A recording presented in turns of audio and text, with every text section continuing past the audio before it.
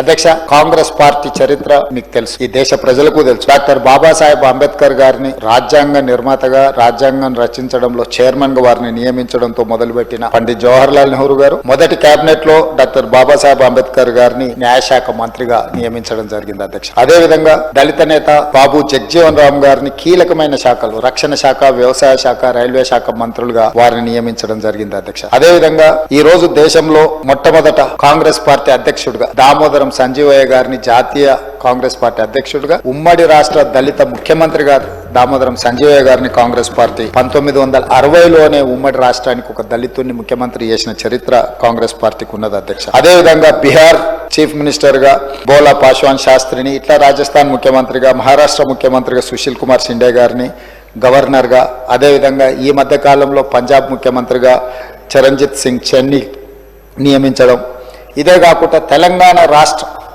ఏర్పాటు ప్రక్రియలో పార్లమెంట్లో తెలంగాణ బిల్లును ఎన్నో ఒడిదుడుకుల్ని, అడ్డంకుల్ని, చాలా గందరగోళాన్ని ఎదుర్కొని తెలంగాణ బిల్లును ఆమోదించిన లోక్సభ స్పీకర్గా శ్రీమతి మీరా కుమార్ గారిని కాంగ్రెస్ పార్టీ నియమించింది.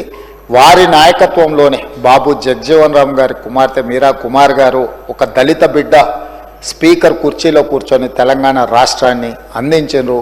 ఇది కూడా చరిత్రలో మనం గుర్తు చేసుకోవాల్సిన సందర్భం. అధ్యక్ష, ఈనాడు కాంగ్రెస్ పార్టీ అధ్యక్షుడు కూడా మల్లికార్జున్ ఖర్గే గారు ఒక దళితుడే ఈరోజు కాంగ్రెస్ పార్టీ అధ్యక్షుడిగా కొనసాగుతున్నాడు. అధ్యక్ష.